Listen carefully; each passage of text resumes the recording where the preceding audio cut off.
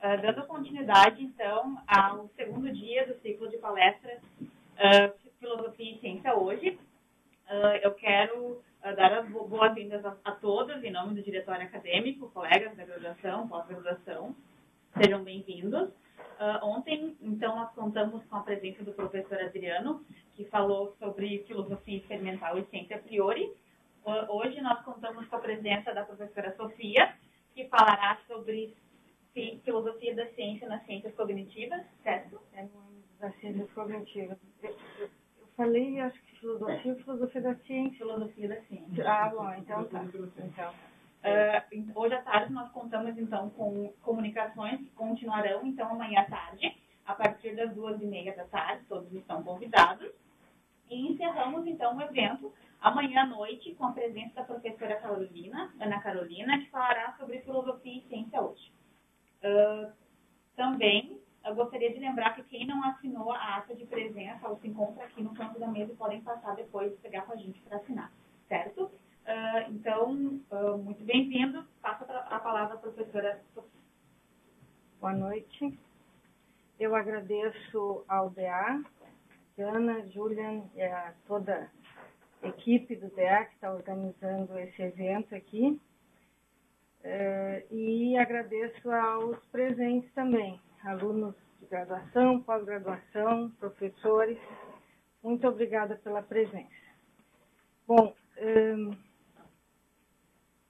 não está funcionando. Não entrou? Agora entrou.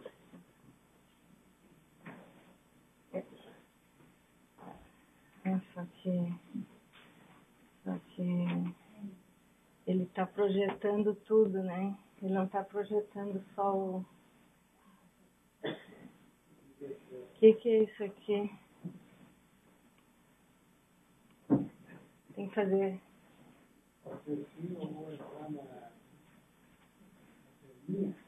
Não, deixa, tá bom. Eu só não trouxe um... Eu não sei se vai funcionar esse aqui. Não, esse não está funcionando. Você tem ver?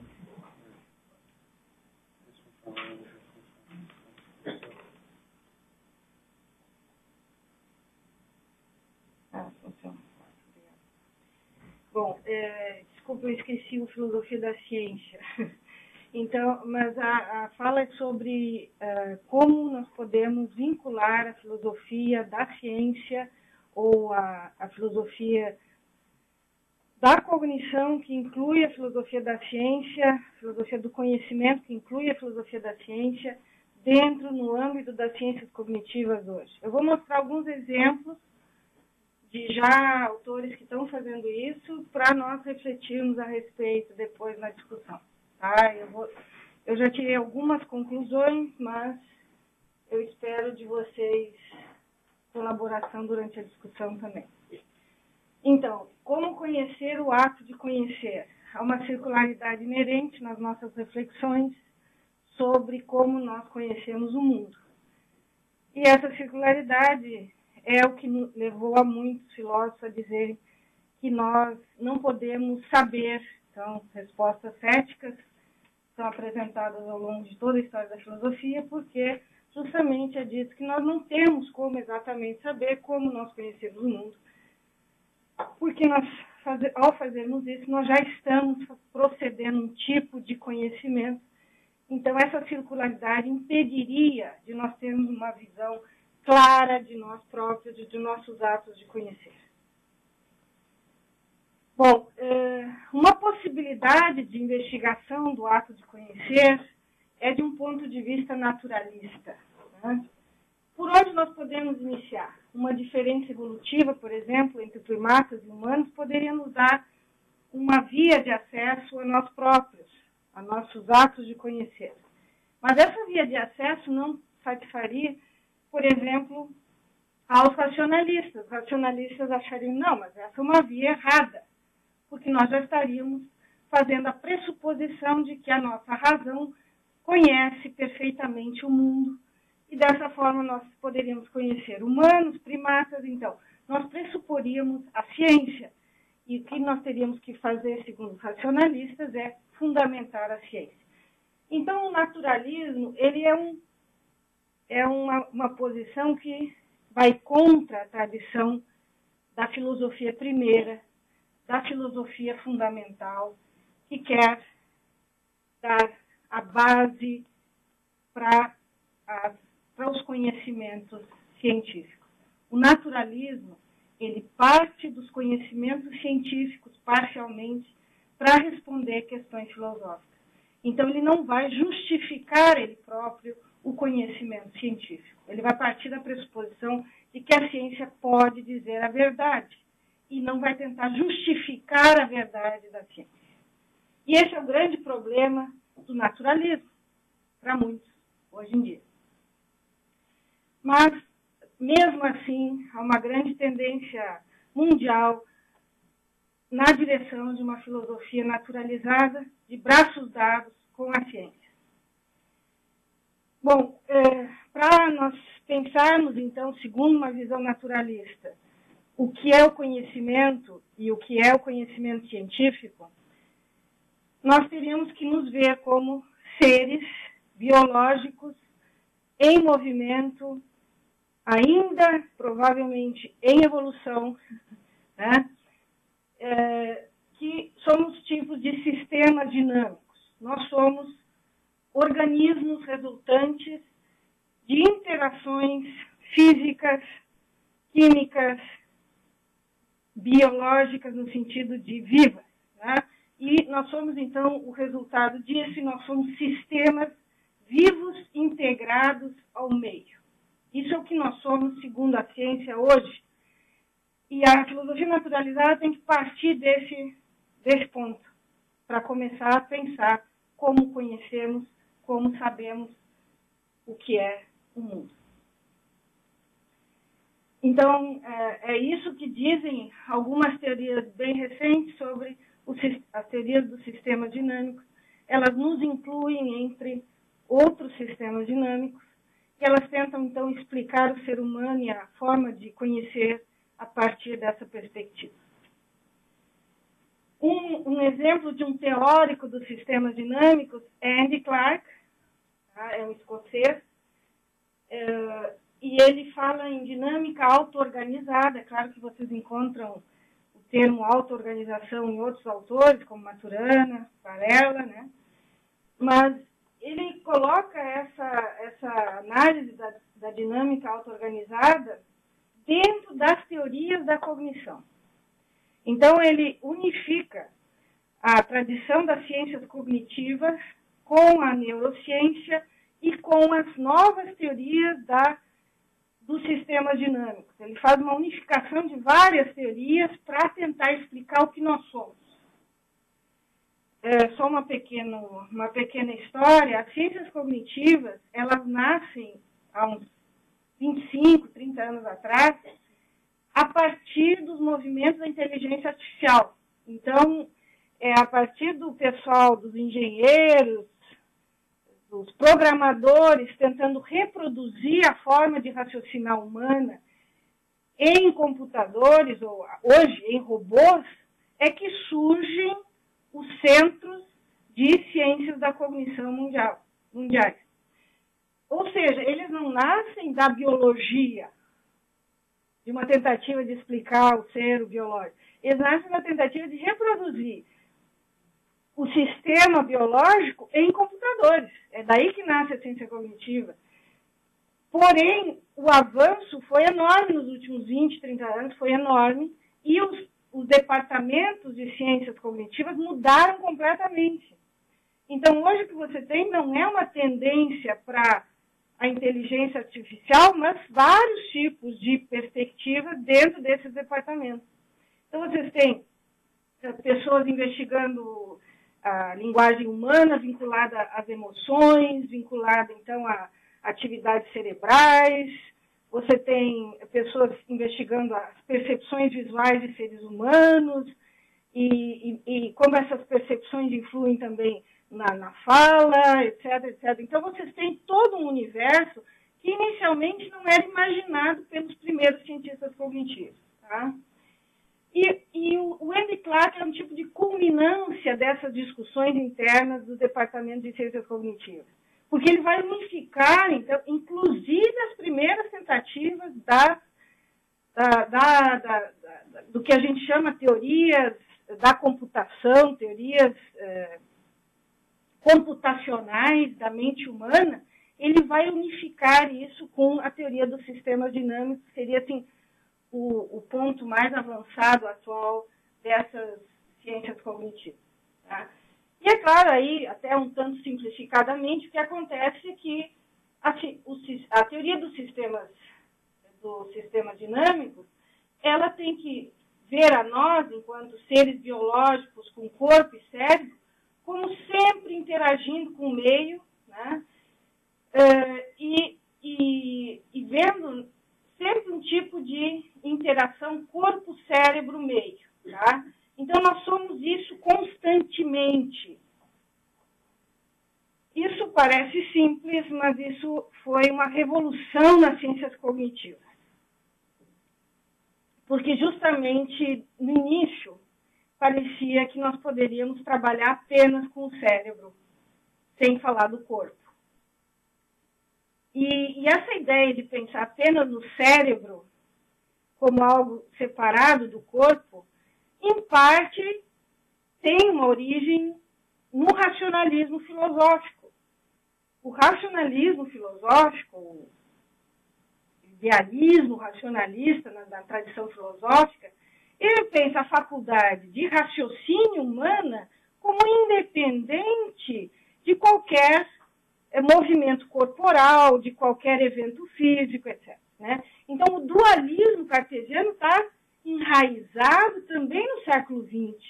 E, de alguma forma, a computação, a matemática pura, aplicada à computação, ela reproduziu essa ideia de que a faculdade de raciocínio podia ser independente do resto, ou seja, do nosso metabolismo, da nossa fisiologia, da nossa anatomia, etc.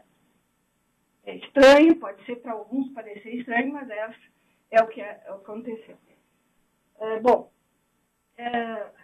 Eu vou focar aqui para exemplificar as relações conceituais entre a filosofia e as ciências cognitivas na noção de representação. Tá? Uma das discussões mais acirradas hoje dentro dessa área de ciências cognitivas, que é acompanhada pelos filósofos, é se nós somos seres de representação. Também pode parecer para alguns estranha a pergunta, será que nós representamos? Mas é uma pergunta que se põe e que alguns respondem que não. Certo? Mas o Andy Clark, ele é um compatibilista, ele acha que seres humanos representam, e nós somos, por um lado, seres de ação, mas também nós somos, por outro lado, seres de representação. Porque há um tipo de antagonismo entre as teorias da cognição corporificada, tá? Teoria da cognição corporificada, e que sustentam um tipo de teoria dos sistemas dinâmicos, e as teorias representacionalistas nas ciências cognitivas hoje. As teorias da cognição corporificada, elas vão dizer que a nossa maneira de conhecer o mundo não passa necessariamente por representações do mundo. Nós podemos reagir ao mundo quase que, eu não diria como um reflexo, porque um reflexo parece não mediado, mas as nossas reações, inclusive linguísticas, ao que nós experimentamos no mundo, poderia não se dar propriamente por um tipo de representação do mundo, como se fosse uma imagem do que nós percebemos. Então, os cientistas, os teóricos da cognição corporificada, se opõem a essa ideia de que nós somos um tipo de pantalha do mundo para depois, então, nós reagirmos ao mundo. Eles acham que nós reagimos ao mundo sem precisarmos ter essa imagem prévia do mundo. Então, os representacionalistas são, no fundo, os reacionários dessa luta. São aqueles que acham que, de fato, nós somos seres de representação, que é o que sempre a filosofia disse, né? Nós somos seres que representam de uma forma, por meio de imagens, por meio de proposições, nós representamos o mundo e é dessa forma que nós o conhecemos e nós, então, expressamos isso e reagimos ao mundo a partir com esses dados representacionais, a partir desse conteúdo representacional. Então, vejam que há aí uma discussão de fundo muito interessante relacionada a esse conceito de representação. Tá? Então, o Andy Clark é um compatibilista. Ele acredita que tanto os representacionalistas como os antirrepresentacionalistas têm uma certa razão nas suas afirmações. Tá?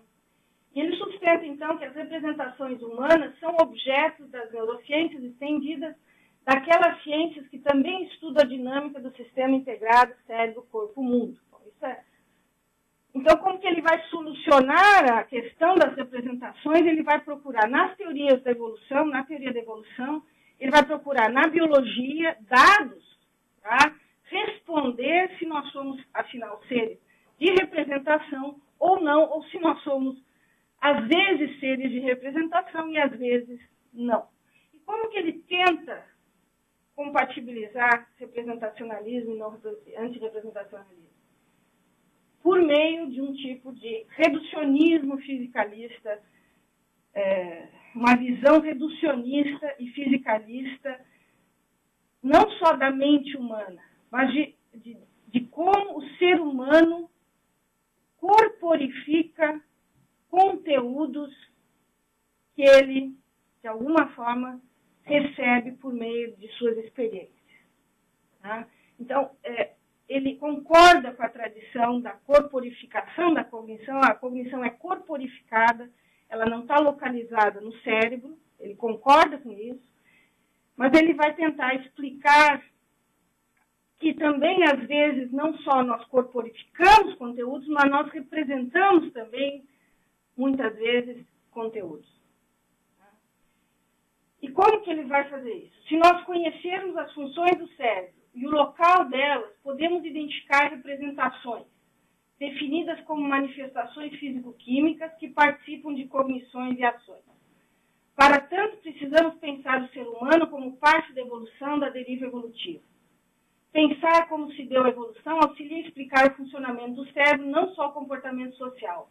As funções cerebrais e a forma como se manifestam em áreas do cérebro têm sua origem no exercício de atividades necessárias à sobrevivência, que se constituíram ao longo da evolução em tarefas de cooperação social e acompanharam as etapas dessa evolução. É assim que ele explica, de uma forma mais geral, como que você teria a presença de representações que seriam manifestações físico-químicas vinculadas ao exercício de certas ações e atividades sociais.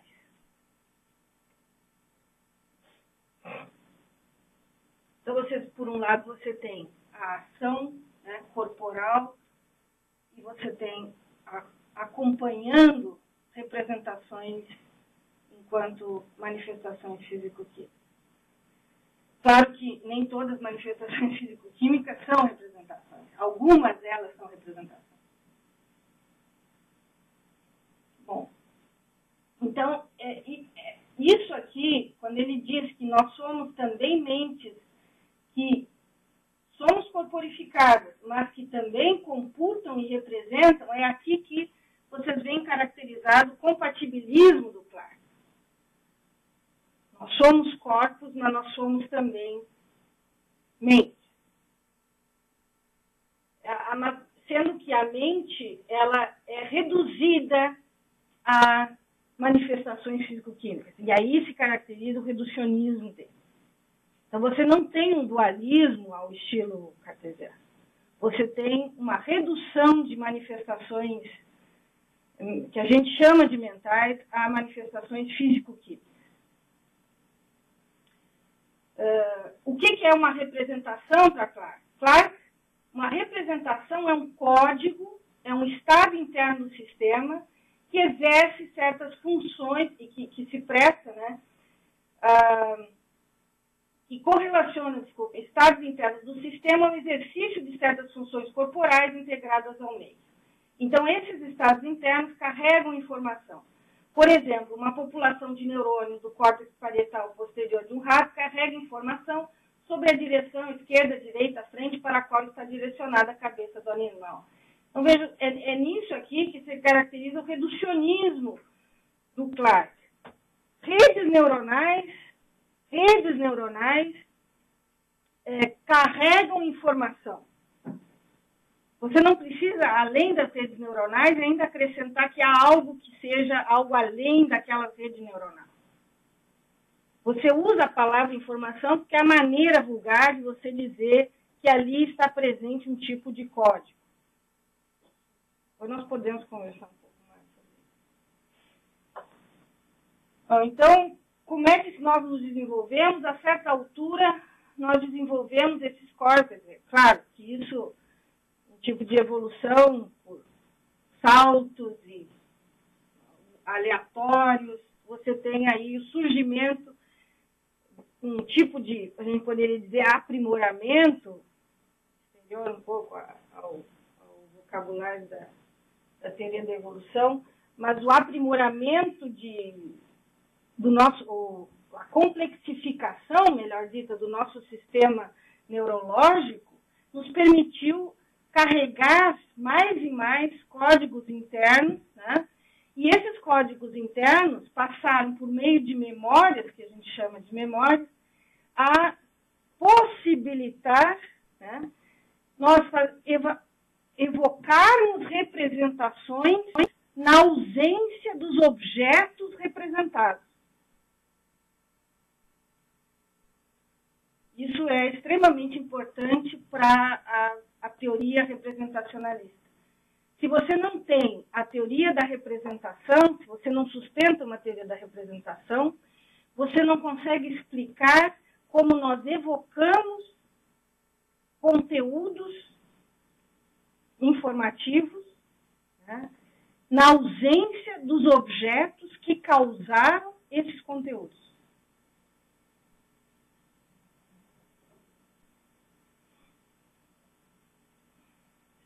Então,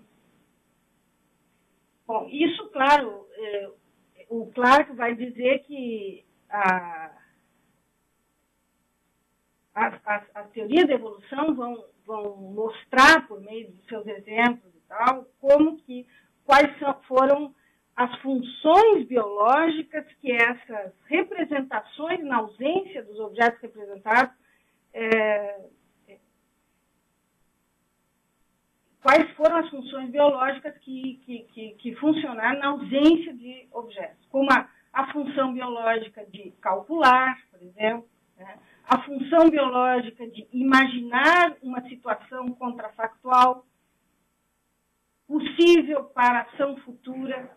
Todas essas nossas capacidades representacionais funcionam na ausência de fatos que correspondem a elas, né?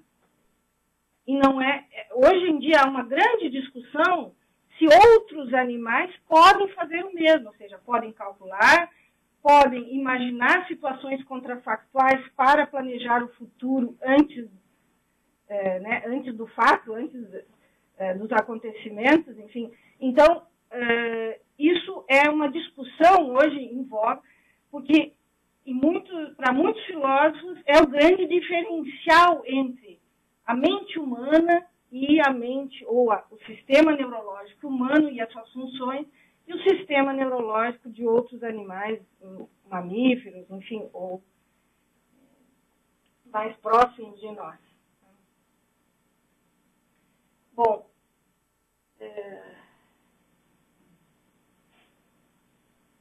aqui eu vou retomar mais adiante, isso aqui seria uma introdução ao Prince, tá?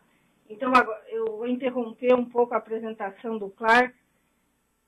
O Clarke, então, seria um primeiro exemplo de uma teoria filosófica, porque ele ainda é um filósofo, né, que procura incorporar vários tipos de conhecimentos atuais das neurociências, da teoria da evolução, da teoria da computação, da robótica e tal. Ele tenta incorporar tudo isso e montar uma teoria sobre a natureza humana, sobre o que nós somos e sobre como nós conhecemos o mundo. Um segundo exemplo seria o Jesse Prince. Então, vocês percebem que, agora, claro, ambos são classificados como teóricos da mente. Se vocês forem pensar, no fundo, que eles estão fazendo uma teoria da natureza humana, eles não estão fazendo apenas uma teoria da mente, né? O Jesse Prince também faz um tipo de filosofia naturalizada que incorpora conhecimentos de várias áreas, tá? E não necessariamente essa filosofia, tanto do Clarke quanto do Prince, elas passam a ser parte da ciência natural. Elas ainda podem ser denominadas de filosofia. Coloco isso aqui assim um pouco no meio da discussão, tá? Elas ainda seriam filosofia. Quais seriam algumas das questões que o Jesse Prince levanta? Eu estou aqui usando o Furnishing the Mind, que nós trabalhamos no grupo Social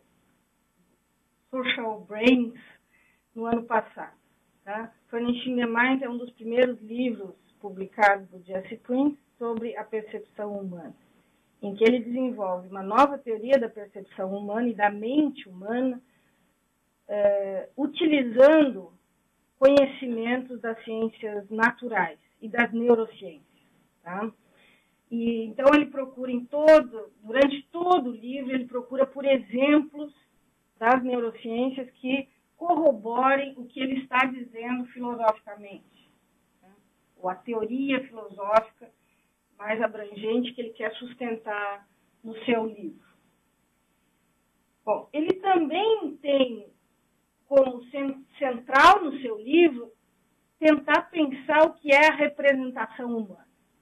Novamente, volta-se ao conceito de representação quando se pensa a cognição, o conhecimento.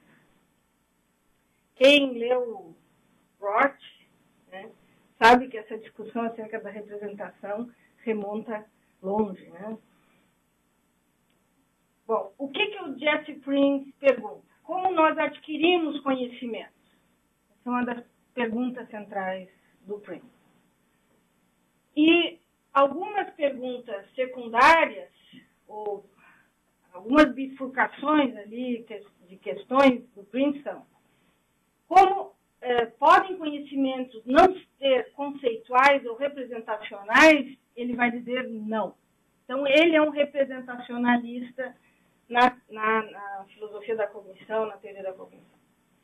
Conhecimentos têm a forma de conceitos? Sim. Ele, então, é um representacionalista, a gente poderia chamar conceitualista.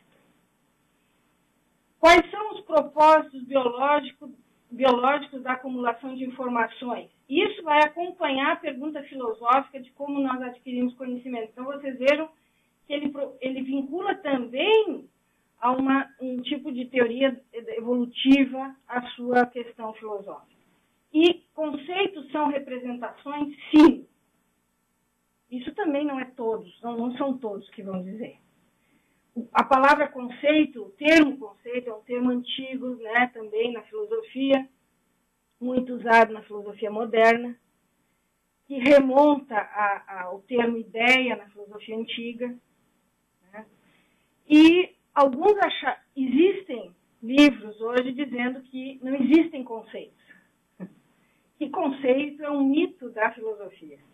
Então, o Prince, no meio dessa discussão, alguns colegas dele nos Estados Unidos, que fundaram a filosofia experimental nos Estados Unidos, afirmam o contrário de Prince, afirmam que não há conceitos. E conceito é um tipo de conceito vazio, de ideia vazia, né? Criada no seio da filosofia e que não deve servir mais à ciência. Mas Prince, no meio dessa discussão, diz, não, realmente a mente humana trabalha com conceitos. Não vou hoje discutir tudo isso, nós já vimos um pouco disso, mas eu vou colocar rapidamente algumas coisas aqui sobre o que Prince discute. Tá? Qual a melhor teoria acerca dos conceitos? Vocês sabem que conceito, se nós formos pegar Aristóteles, o que era um conceito, uma ideia, para Aristóteles? Era um termo geral. Né? Então, vocês veem lá na Grécia Antiga, vocês já têm um tipo de definição do que é o conceito. Quer dizer, o conceito é um tipo de definição para Aristóteles. Isso não mudou muito de lá para cá. Quer dizer, muda aqui no século XX, mas durante a Idade Média, a Idade Moderna, conceito se mantém um tipo de definição de uma palavra, né? Então, o que aquela palavra significa. Certo? E o que uma palavra significa é um conjunto de propriedades, um conjunto de atributos que você pode, com verdade, né, designar para um ser que você nomeia com aquela palavra. Então, homem é um conceito, tá? Qual é a definição de homem? São todos os atributos que você pode designar, atribuir aqueles seres que você chama de homens, né? Com verdade, certo? Isso gera uma série de problemas, que são os problemas do essencialismo, os problemas de saber se há atributos que você pode atribuir a alguns homens e não atribuir a outros, e aí você entra, então, numa discussão que perpassou toda a história da filosofia sobre atributos essenciais e acidentais. Tá? Não chega essa discussão sobre a questão dos conceitos, chega na filosofia naturalizada. Tá? E hoje se pergunta qual a melhor teoria que se pode ter acerca dos conceitos. E para saber isso, o Prince vai dizer que nós precisamos saber algumas outras coisas. Nós precisamos saber o que nós desejamos de uma teoria acerca dos conceitos. Nós temos que perguntar se conceitos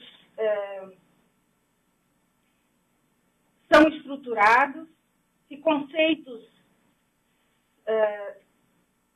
são detectores de objetos similares, se conceitos falam de categorias reais do mundo, se conceitos são causados por objetos, ou se eles são meros indicadores de objetos. Enfim, tem uma série de perguntas que Prince vai se colocar para tentar definir melhor o que seria um conceito afinal.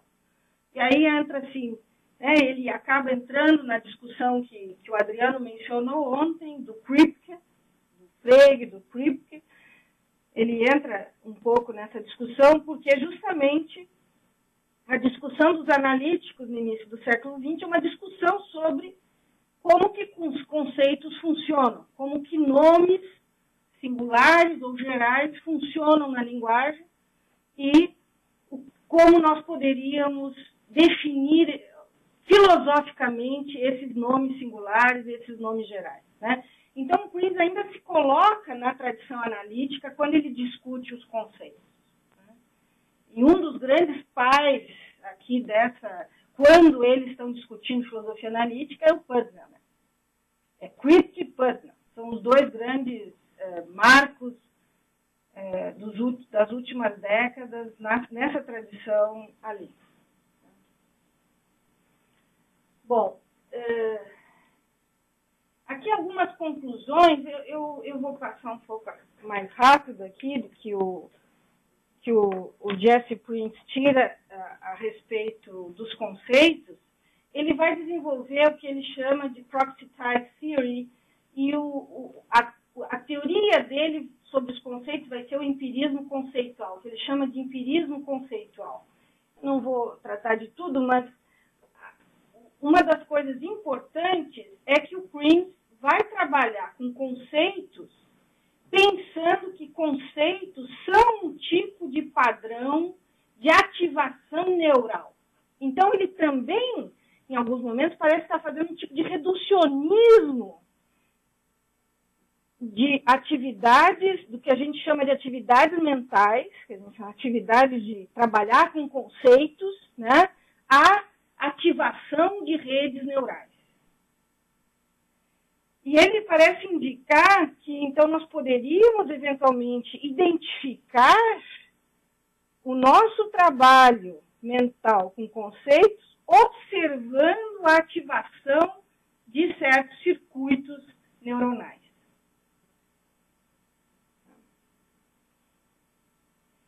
E nós faríamos isso, tá? E como que nós faríamos isso? Nós faríamos isso observando, né, por meio de registros, ou EEG, ou tomografia, ou, sempre me falho, RMI, que é o ressonância magnética. Nós poderíamos, então, identificar áreas do cérebro que estão ativas quando vocês estão pensando acerca de um determinado conceito, tá? Então, essa seria a ideia de Prince. Então, você teria...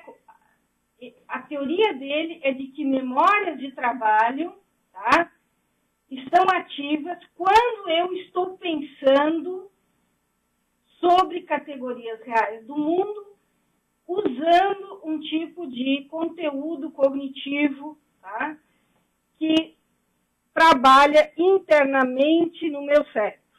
Então, o que eu faço? Eu vejo objetos, esses objetos são memorizados. Com a repetida observação desses objetos, o que se cria-se um tipo de protótipo na memória. Ele não é exatamente protótipo, eles chamam um proxy type, né? Proxy type na minha memória daquele objeto. Aquele objeto, então, eu posso lembrá-lo e quando eu o vejo novamente, eu posso identificá-lo como um objeto que eu já vi em outras ocasiões, certo? E isso para Prince, essa informação gravada na memória, que é ativada novamente, ela é o que ele chama de conceito. É claro que ele vai, então, tentar explicar isso com mais detalhes no seu livro, como é que isso funcionaria.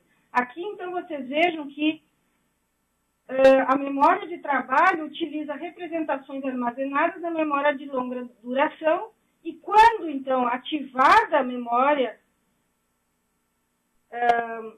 por meio da visualização, por exemplo, de um novo objeto, né, eu tenho essas áreas aqui ativadas. Isso significa que o Prince tem em mente um tipo de possibilidade de visualização empírica do que acontece quando nós pensamos sobre um determinado objeto.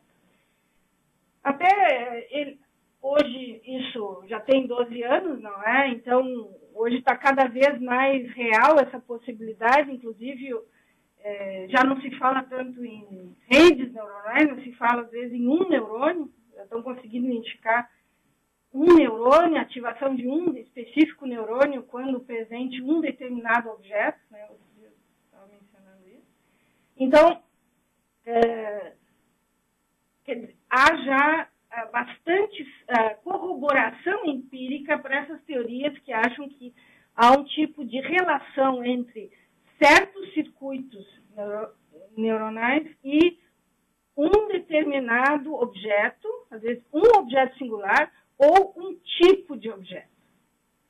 Eu não vou passar hoje, mas eu encontrei outro dia um site muito interessante de um pessoal americano que trabalha com semântica na linguística e que mapeou o cérebro todo e localizou no cérebro as regiões ativadas quando nós visualizamos, por exemplo, pássaros, mamíferos, homens, máquinas, carros, etc. Então já é um tipo de mapeamento, eles ainda eles chamam de semântico do cérebro. Bom, aqui tem alguns problemas filosóficos na teoria do Prince, mas isso depois a gente pode conversar um pouco mais sobre isso. Bom, agora eu gostaria de fazer algumas reflexões sobre essa filosofia experimental que eu apresentei, tá? Tentando então ver até que ponto nós podemos realmente pensar nessa filosofia como algo nós imitarmos e seguirmos e com ela, então, continuarmos sendo filósofos. Até que ponto isso realmente é factível, tá? Bom, segundo a filosofia experimental naturalizada, poderíamos esperar gradualmente alcançar, com auxílio da teoria da evolução, de novas descobertas na área da primatologia, paleontologia, antropologia, neurociência, psicologia, etc., uma compreensão mais precisa e aprofundada dos mecanismos de aquisição do conhecimento. De tal maneira, sermos capazes de explicar gradativamente um ponto de vista naturalizado o processo de formação de conceitos e representações. Por exemplo, né, entre outras coisas. Para tanto, obviamente, precisamos de teorias filosóficas naturalizadas, assim como de algumas das ferramentas teóricas da filosofia clássica, do conhecimento, da linguagem, da mente. Logo, a circularidade inerente ao conhecer os atos de conhecer mantém-se como limite insuperável de toda investigação. Isso, no entanto, não nos leva à busca por verdades necessárias a priori, mas sim à procura das mais variadas ferramentas que possamos encontrar enquanto seres vivos singulares. Aqui eu me oponho um pouco, acho ao que o Adriano falou ontem, não sei, porque, de fato, eu vejo a filosofia ainda dando um tipo de contribuição singular, única, para as discussões científicas, como se fosse um tipo de marco teórico um pouco mais abstrato e tal, mas ela mais fazendo parte, assim, sujando mais as mãos, tá? Junto à ciência.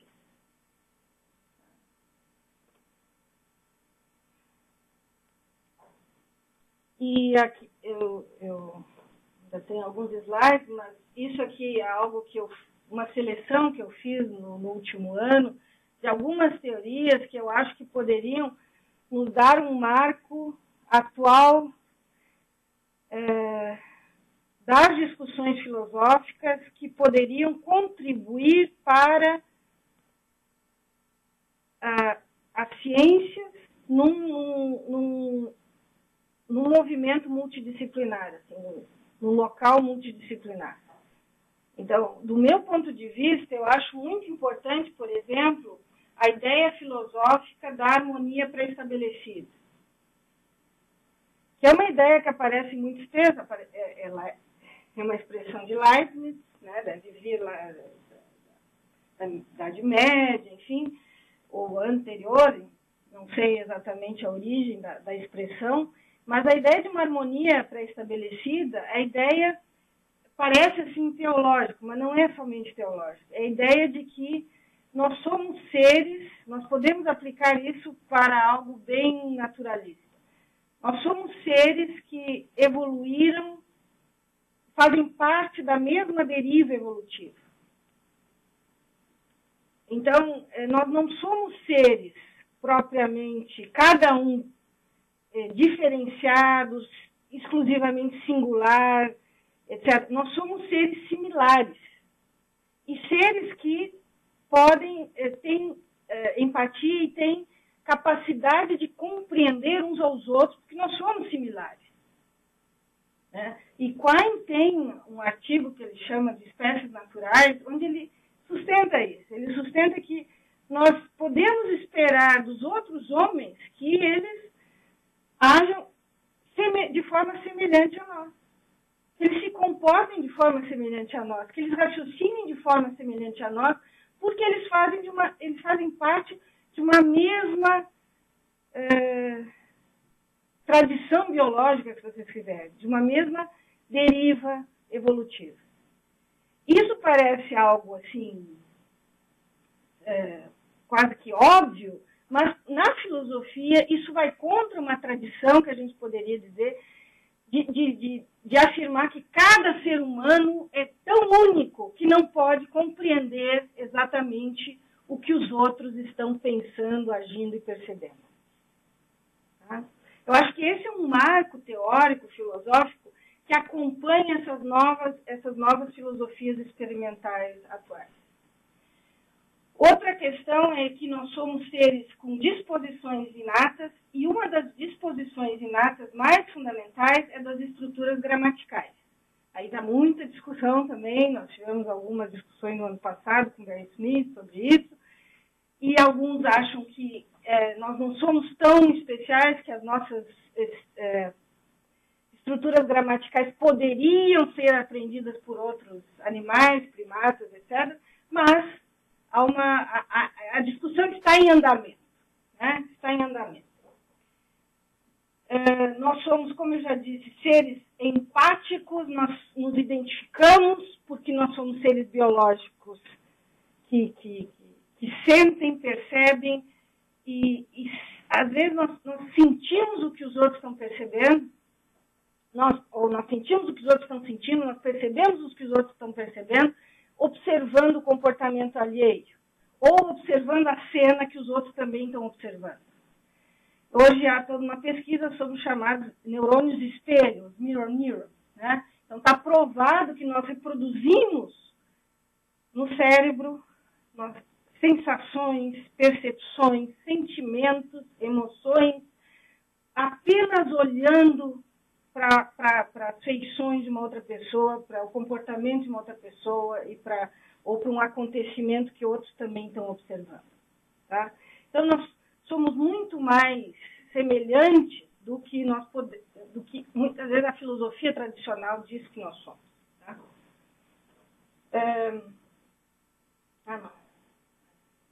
Então, aqui nós temos também a ideia de que nós podemos perceber, sem que seja diretamente, nós podemos perceber muitas vezes diretamente, sem mediação linguística, isso é algo também que vai contra muitas teorias filosóficas. Né?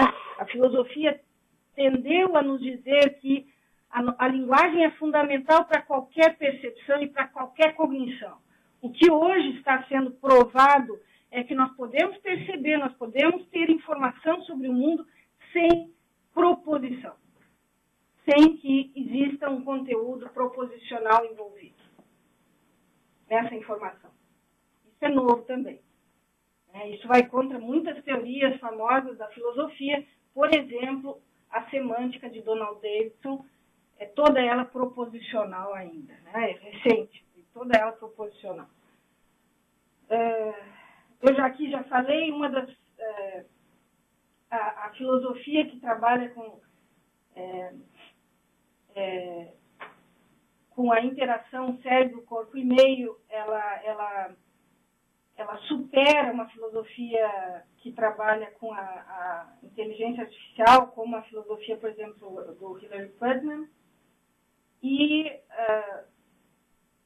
hoje, as visões filosóficas naturalizadas, elas têm que participar de uma discussão que pensa o ser humano como parte de uma deriva evolutiva. Tá?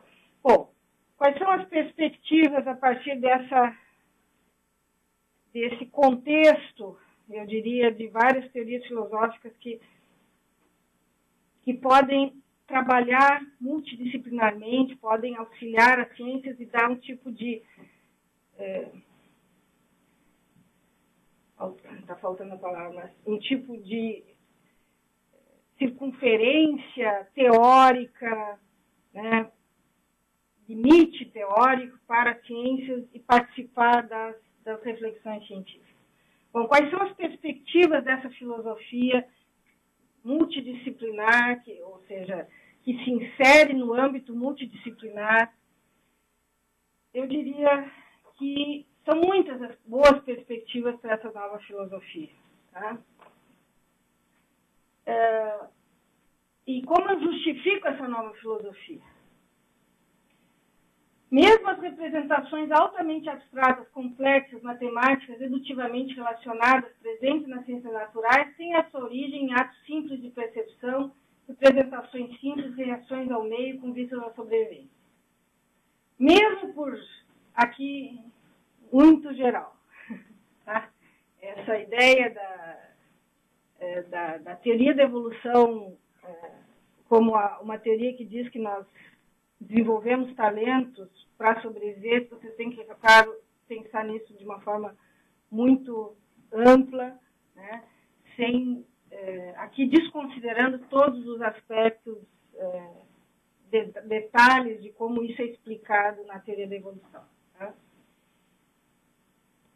Mesmo, por exemplo, as perspectivas da cognição corporificada, que afirma a existência de um certo automatismo em nossas reações ao meio, como se fosse uma espécie de reflexo do organismo, não exclui a possibilidade de uma reflexão acerca dos conhecimentos extremamente complexos com os quais estabelecemos nossos vínculos com eventos atuais e ações futuras.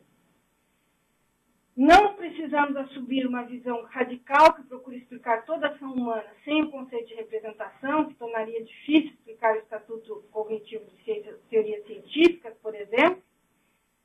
Além disso, parece-me plausível que logremos gradativamente explicar por meio das ciências cognitivas não só atos perceptivos representativos mais simples, como também formas bem mais elaboradas de cognição, como aquelas necessárias ao exercício das ciências em geral. Mesmo a matemática pode ser imaginada como um mecanismo cerebral de origem orgânica, resultante de interações corporais com o ambiente, com vistas à resolução de problemas gerados por essa interação. Então, vejam, o que eu gostaria de colocar aqui é o seguinte, que essa filosofia trabalha multidisciplinarmente, que discute as suas perspectivas mais abstratas, teóricas, com a ciência, ela pode, inclusive, nos ajudar a pensar o que são teorias científicas. Aqui eu entro propriamente na filosofia da ciência. Tá? Até isso, eu acho que existem já algumas propostas nesse sentido. Tá? E como que isso se daria? Tá? Então, a abordagem naturalista em teoria da cognição ainda está em seus primórdios, porém traz a promessa de uma maior aproximação científica com os atos de conhecer, com atos de fixação e reutilização de conhecimento, e mesmo com o âmbito de como são construídos modelos teóricos nas várias ciências. Se isso for considerado algo digno de ser investigado desde uma teoria da cognição, aqui eu coloco apenas um parênteses, que eu tenho colegas da filosofia da ciência que acham que existem algumas questões da cognição que não são propriamente do âmbito da filosofia da ciência. Poderia, por exemplo, explicar de forma inovadora a relação evidencial entre teorias e experimentos perceptivamente compartilhados, ou também as relações conceituais estabelecidas no interior de teorias. Tanto no contexto da descoberta quanto no contexto da justificação, parece-me plausível sustentar que uma perspectiva naturalizada seja uma via de acesso promissora na investigação do conhecimento humano. Bom, eu deixo assim, bastante material e eu espero que vocês tenham questões de forma que a gente possa discutir um pouco essas reflexões. Aqui, então, no final, o que eu coloco, eu faço uma relação, para quem estuda a filosofia da ciência, entre algumas categorias muito caras da filosofia da ciência, como contexto de descoberta e contexto de justificação, com essas investigações das teorias da cognição. E existem já algumas propostas de filosofia da ciência vinculadas às teorias cognitivas, então não é algo totalmente novo, mas ainda isso está engatinhando, né? Ainda não se tem muitos departamentos mundiais fazendo isso, ou seja, pesquisando como que cientistas percebem, conhecem, pesquisando isso de um ponto de vista das neurociências. Mas eu acho que isso vai aos poucos explodir. Eu acho que isso vai ser algo, como já explodiu, por exemplo, a investigação de como crianças aprendem matemática, né? Desenvolvem pensamentos abstratos, cálculos, etc. Eu acho que aos poucos vai se tentar investigar nas neurociências cada vez mais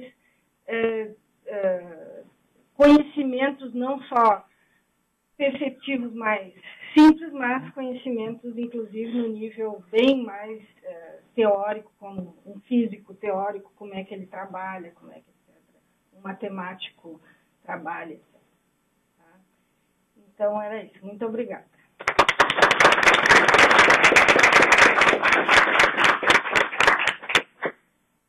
Obrigado, Sofia. A gente vai passar para a perguntas aí, só repetindo a instrução que eu dei ontem, para quem não estava aí. Na frente de todos vocês tem um microfone. Eu vou pedir para vocês, quem quiser perguntar, antes de fazer a pergunta, ligar. Tem um botão de liga e desliga, vai ativar uma luz vermelha no microfone. Aí vai estar gravando as perguntas de vocês. Terminar a pergunta, novamente, e aí vai desligar. Precisa desligar o microfone quando terminar de perguntar, não vai ficar gravando, o microfone vai ficar aberto e vai ficar ruim a gravação. Então, a gente vai uma pergunta.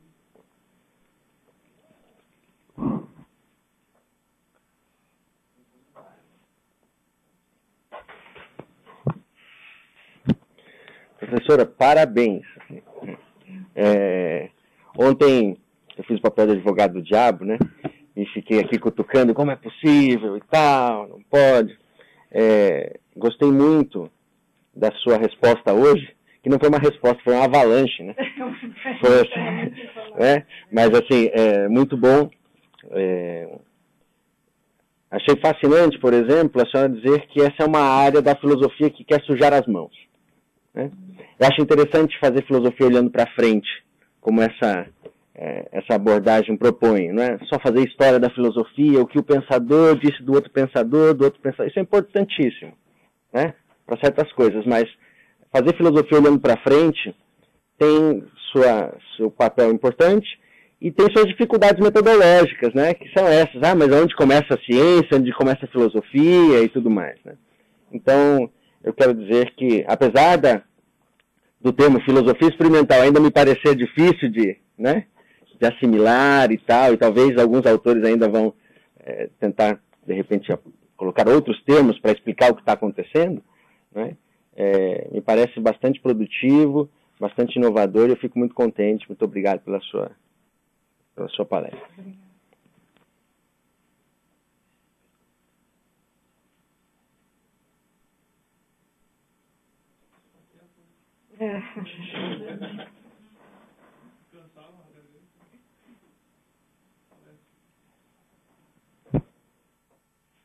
Vou prestigiar minha professora. Primeiro eu queria te dizer que tens uma capacidade didática bastante expressiva, tá? Então, queria te elogiar por isso.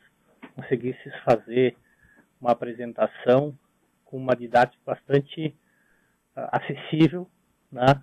E bastante clara. Então, queria te elogiar por isso.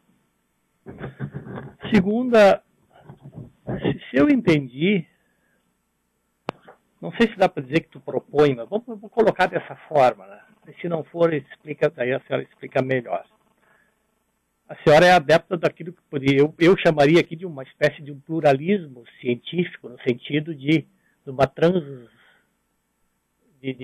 pegar as mais diversas áreas da ciência e fazer algo interdisciplinar, no sentido assim de somar as mais diversas áreas da pesquisa científica para tentar buscar respostas para aquilo que as respostas que se procura. Né? Se eu entendi bem, eu acho que é isso que a senhora está colocando, e eu acho muito interessante esse caminho, né? Às vezes a gente percebe assim que muitas áreas da ciência fazem mais disputa do que pretendem dividir mais do que somar, né? Então acho que esse método da soma, da busca conjunta, eu acho que talvez ela nos leve a estarmos mais próximos do conhecimento e daquilo que nós buscamos, do que se fizermos cada ciência estiver dividida no seu curral procurando respostas. Tá? Então, só isso. Se quiser fazer alguma colocação sobre isso. Eu acho que sim. Eu vejo a filosofia como não encontrando, quer dizer, tendo algum perfil singular nas suas questões e nas suas abordagens, que são mais abstratas, mais conceituais, mais teóricas. Mas eu vejo o filósofo hoje trabalhando multidisciplinarmente. Significa que eu não vejo mais o filósofo trabalhando isolado num departamento apenas e podendo resolver desde uma perspectiva própria as questões do que é conhecer ou do que é a verdade, etc. Então, ontem já foi colocado, quer dizer, a filosofia nasce com a ciência, ou a filosofia nasce como uma ciência empírica, inclusive, entre os gregos. Depois, a discussão se a filosofia seria mais próxima da matemática ou se ela seria mais próxima das ciências empíricas. Então, você tem a tradição racionalista defendendo que o método filosófico é semelhante ao método matemático, os empiristas defendendo que o método filosófico é mais próximo do método das ciências naturais, não é? Então, assim, essa discussão sobre o método filosófico é antiga e, de alguma forma, sempre esteve vinculada à discussão sobre se é um método científico, se é um método das ciências naturais, ou se é um método das ciências teóricas, estritamente teóricas. O que acontece hoje é que... E aí o que aconteceu? Aconteceu uma profissionalização da filosofia, e a filosofia começou no século... Até na Idade Média, de alguma forma, ela se separou das ciências, em muitos sentidos, e foi ser um tipo de filosofia dedutiva, em que as questões eram discutidas abstratamente, as conclusões eram tiradas, muitas vezes, sem nenhuma tentativa de corroboração empírica, né? Mas houve sempre essa oscilação da filosofia, eles procurar por resolver questões que a gente chama estritamente filosóficas, como o que é conhecer, né? Ou de um ponto de vista meramente dedutivo, ou de um ponto de vista também empírico. Sempre houve essa oscilação na filosofia. Só que hoje isso ainda é mais forte, essa questão, porque hoje as ciências parecem terem resolvido quase tudo. Não? Quer dizer, tem essa percepção, me parece, inclusive social, de que as ciências avançaram tanto que elas estão resolvendo praticamente tudo. Elas estão resolvendo o que nós somos, o que nós podemos ser, o que nós não somos, máquinas, por exemplo, o que nós podemos criar, o que nós podemos destruir. Então, parece que a ciência tomou conta da sociedade. Né? Nós somos uma sociedade científica, nós podemos dizer. Né? Nós somos dominados pela ciência, como nunca antes. Né? Então, nesse momento, a filosofia fica lá, a filosofia dedutiva, digamos, ela fica desafiada no seu âmbito. O que o filósofo ainda pode fazer? Né? O que ele ainda pode fazer? Né? Hã? Sim, mas... Sim, tudo bem. Sim. Não sei se eu apertei certo aqui. Tá. Então, sem dúvida, eu sou o mais ignorante aqui de todos em relação a esses temas, mas eu vi esses dias um assunto na Time que achei interessante. Os americanos estão discutindo quem deve pagar para alguém aprender filosofia? O Estado ou o privado? Por que eu tenho que pagar, diz um governador de vários estados americanos, para a minha escola pública ensinar filosofia? Isso não dá trabalho, não rende dinheiro para o Estado. Eu que venho de uma área dura, em tudo que tu colocou, eu fico um pouco assim, uau, por que eles vão para esse lado? Tu acabou agora dizendo, né? Está todo mundo indo para esse lado, a ciência sabe tudo, nós vamos ficar aqui filosofando? Aí eu queria te perguntar, isso parece uma busca A filosofia está fazendo uma busca. Sempre eu estudei e discuti assuntos éticos, moral de comportamento médico. E nessas reuniões os médicos não vão. Muito poucos médicos vão discutir essas coisas. Então nós que fazíamos isso, nós começamos a estudar isso nos jornais de temas científicos médicos. New England, JAMA, Intensive Care, Current Opinion. Aí eles começaram a nos ouvir. Porque nós íamos buscar os temas onde os artigos científicos duros saíam. Então agora me parece, com a minha pequena percepção, que a filosofia está fazendo algo parecido com o que nós estávamos fazendo. E eu te pergunto, jogando isso no conhecimento do homem, na perspectiva histórica, tu não vê algum risco de reducionismo nos nossos resultados? Quando nós vamos à busca de um experimentalismo filosófico?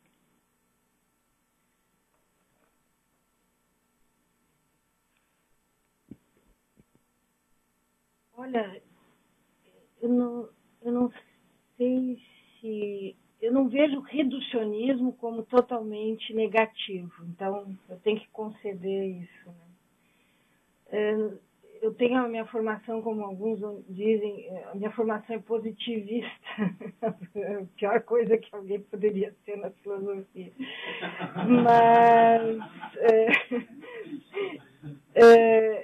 Mas então, tendo essa formação positivista, eu sempre tive um ideal, né, de clareza e de procurar por evidências empíricas para o que eu estou dizendo, foi muito forte, apesar de sempre perceber que a filosofia estava num âmbito que não era exatamente o âmbito das ciências naturais, ou no caso da física, que o positivismo ele tinha a física como o grande ideal, né? O grande ideal era a ciência física. Hoje, o grande ideal de muitos filósofos é a biologia, né? Agora, então, assim, eu não vejo que a procura por um tipo de reducionismo seja totalmente despropositada, no sentido de que se a filosofia conseguir corroborar as suas afirmações mais teóricas, mais abstratas, em algumas evidências empíricas que lhe dão, assim, força, eu vejo isso como salutar. Isso pode não ser assim, um reducionismo raso, no sentido de que as afirmações da filosofia são idênticas aos dados experimentais que vão ser coletados. Mas as afirmações filosóficas elas podem ter ganhar força por meio de dados experimentais. Ou elas podem ser derrubadas, refutadas por meio de dados experimentais. Eu vejo que tu não concorda. Mas a verdade é que se a filosofia se mantiver, como ontem foi discutido aqui, no âmbito do que foi chamado pelos positivistas, eles não gostavam, nem os positivistas gostavam do termo positivista, eles se chamavam empiristas, né?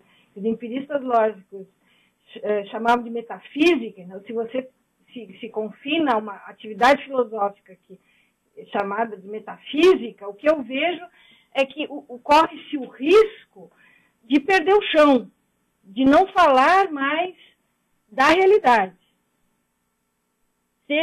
Realidade empírica, realidade humana, realidade natural, parece que você perde o contato com a realidade. Então, a nossa capacidade, e eu coloco isso assim, o Kant dizia, né, que a capacidade racional é impressionante. Ela é tão impressionante que ela extrapola qualquer limite. A nossa razão, ela vai além de qualquer limite possível, né? Então, assim, nós acreditamos saber se o universo é finito ou infinito, se Deus existe ou não existe, se a alma é imortal ou não é, porque a nossa razão se sente livre para pensar tudo isso, né? Então, a grande conquista moderna foi justamente dizer que nós somos seres racionais que corremos o risco de acharmos que podemos, exclusivamente pelo raciocínio, responder a questões e, de fato, nós não podemos. Nós temos que sempre pensar que nós somos seres empíricos, que nosso conhecimento passa pela percepção, que ele passa pela experiência, que ele tem como limite a experiência humana. Então, mesmo idealistas, né, críticos como Kant, já alertavam para o risco de fazer uma filosofia não empírica, eu diria. Apesar de, claro, eu estou forçando um pouco para o Kant, né, porque o Kant achava que a filosofia que ele fazia era transcendental. Mas ele sempre colocou como um tipo de limite para o conhecimento humano a própria experiência. E eu diria, indo além de Kant, eu diria que nós sempre devemos nos ater à nossa própria experiência para fazer filosofia. Nós não podemos pensar apenas que a nossa razão vai nos levar à verdade e às respostas. Esse é o perigo. O perigo é acreditar exclusivamente em raciocínios sem dados que vêm da experiência. Eu concordo que, às vezes, isso não é exato, acontece na filosofia de forma diferente do que acontece na ciência.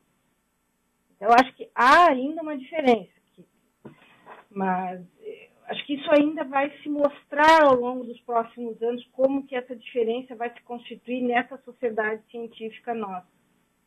E nesse sentido, eu acho que nós não podemos ter medo de sujar as mãos, porque a ciência atual nos exige mais a nós filósofos. Ela nos exige mais, porque ela está andando muito rapidamente. E ela está acrescentando dados que eu acho que nós não podemos desprezar. Pode ser essa, assim, a discordância com uma corrente tradicional da filosofia, que acha que esses dados que estão sendo coletados hoje, eles não são tão essenciais para os raciocínios da filosofia.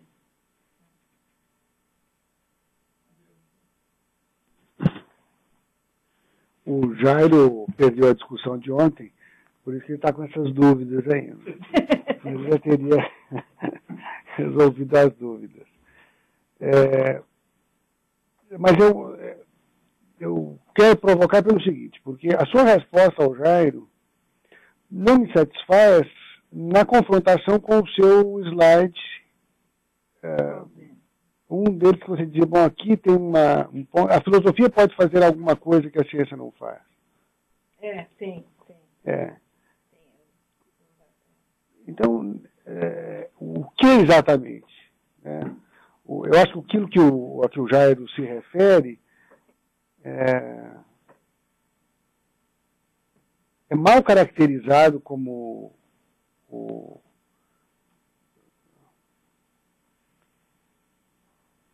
sim, é um slide intermediário aqui.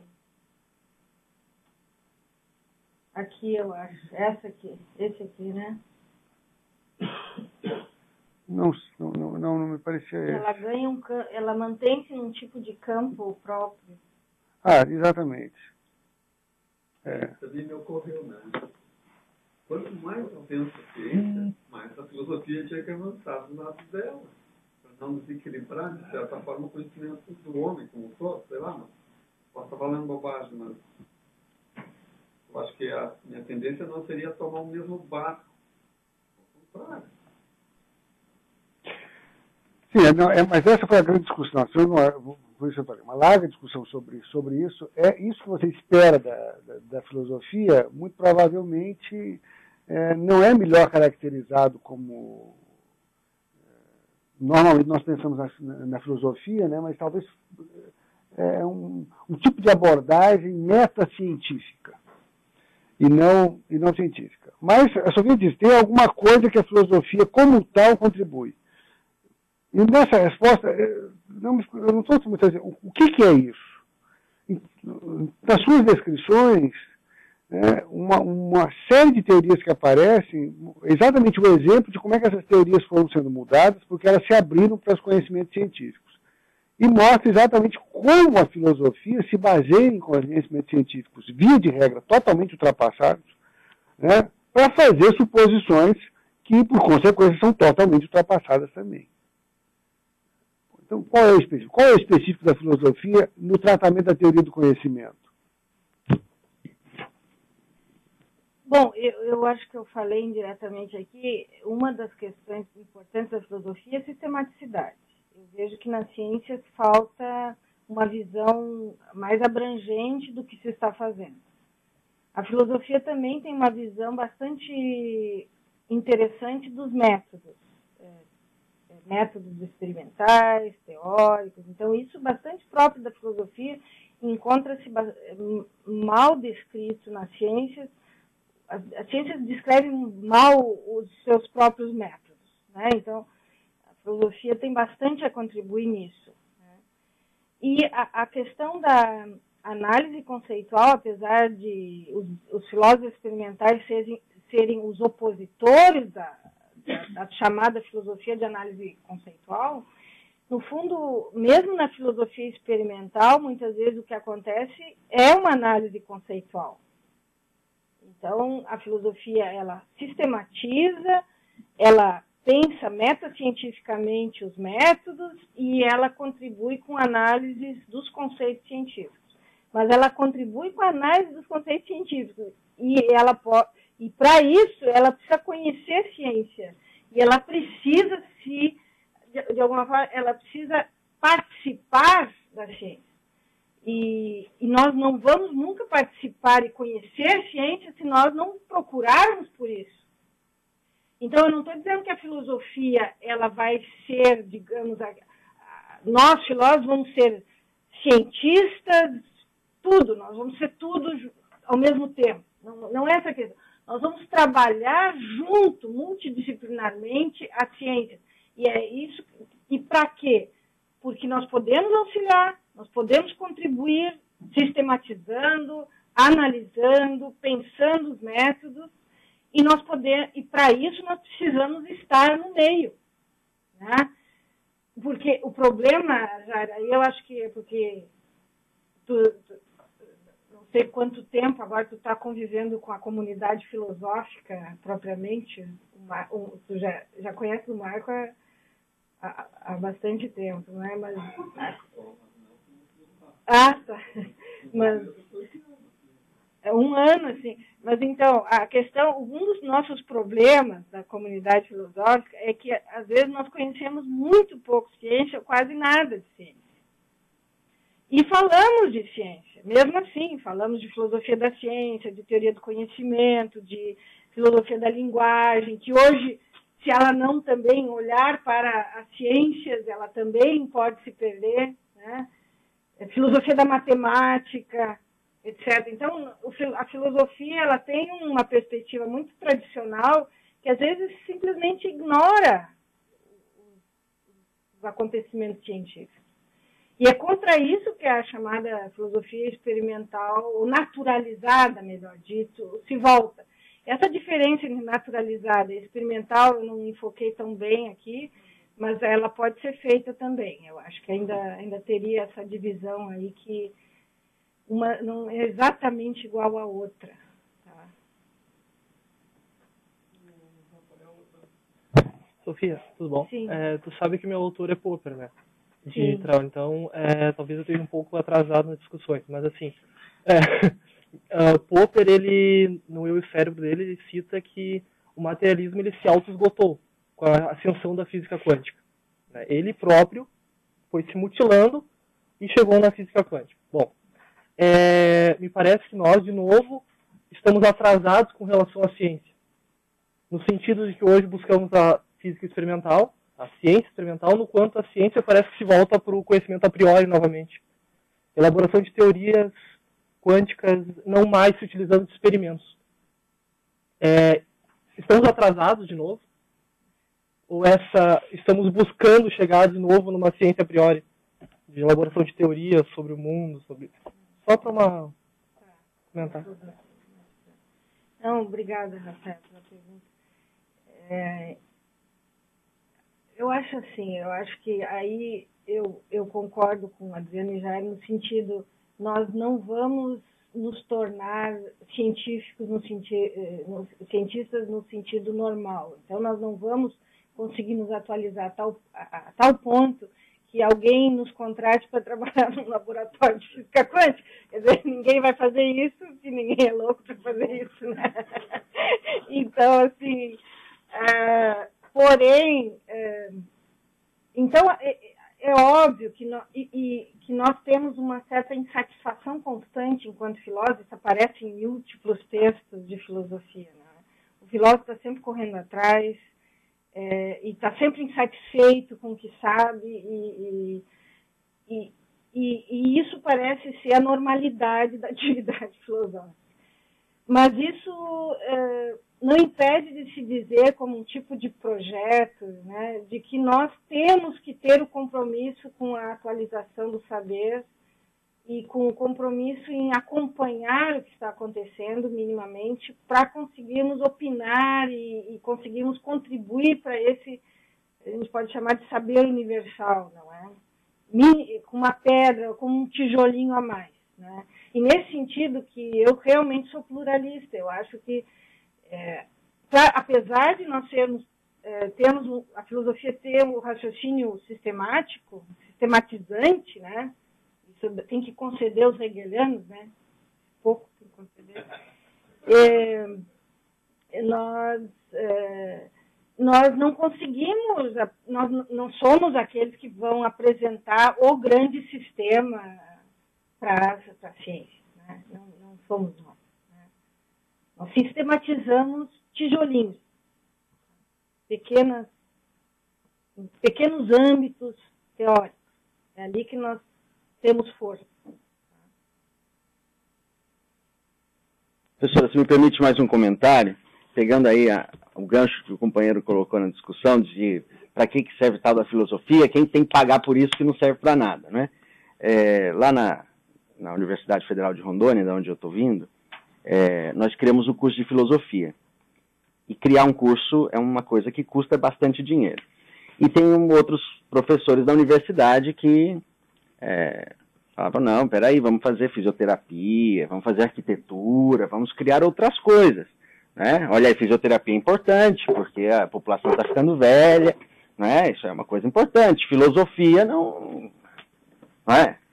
Então, essa discussão é uma discussão extremamente pertinente, inclusive no âmbito das universidades públicas, né? Para que vamos criar isso?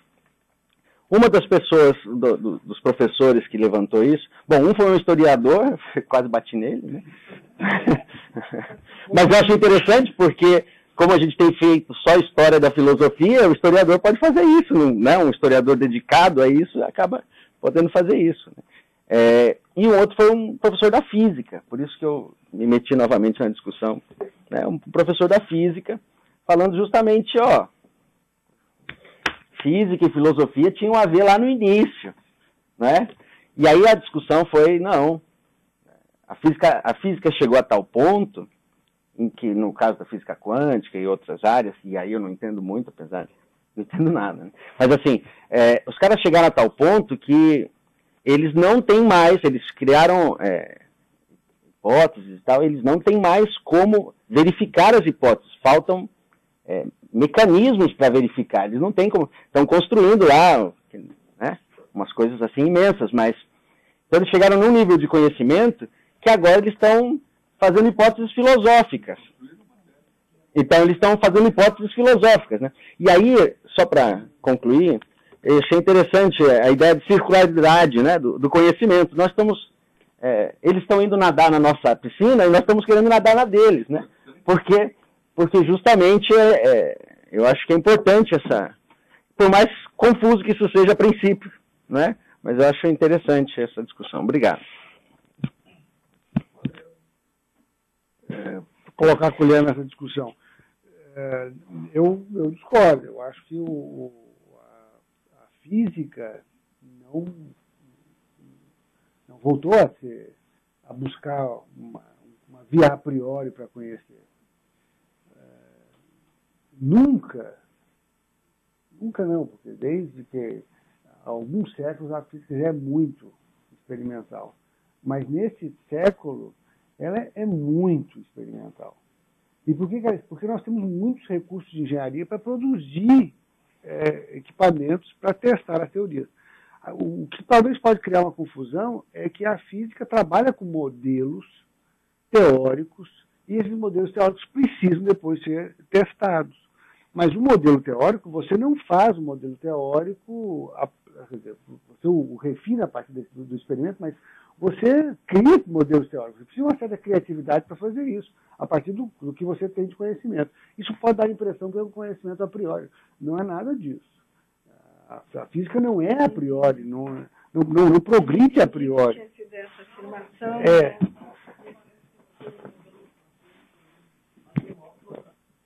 Até hoje nós não temos uma verificação experimental do modelo atômico. É simplesmente uma teoria.